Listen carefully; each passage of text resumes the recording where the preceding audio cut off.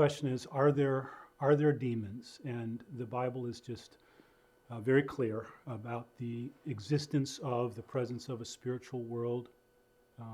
Paul speaks so clearly about Christ's role in creation and creating both visible and invisible. And in that context, in Colossians chapter 1, he talks about, uses language of rulers and authorities and powers. And I think pretty clearly what the reference to there is these beings, these real, spiritual, personal beings. What they are really is they're angels.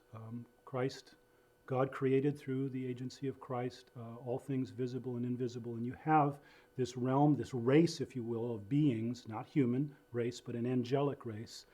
And the book of Jude tells us that some of those did not keep their proper place.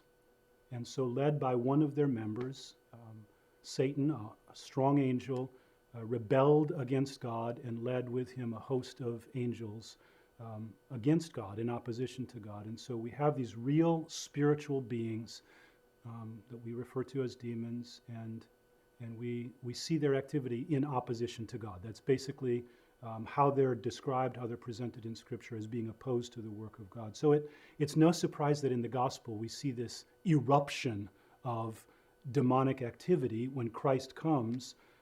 Christ himself said, I came to destroy the works of the devil. And so no surprise that in the Gospels we read about a heightened demonic activity.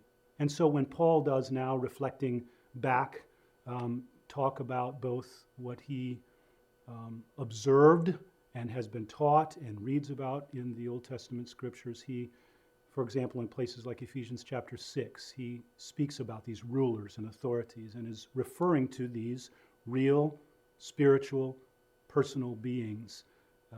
In that same context of Ephesians 6, where he's talking about the armor of God, he even describes as part of our armor the shield of faith that we should take up to help extinguish the fiery darts of the evil one.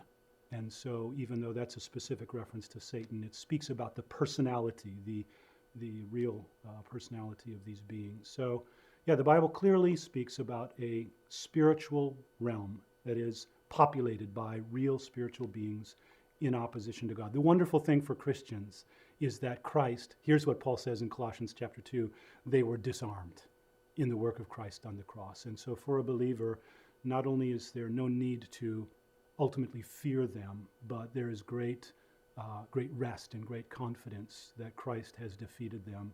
And so as we follow in obedience to Christ, there's no need to, there's a need to be sober about their influence. They are in opposition, there's no question, but there's no need to fear.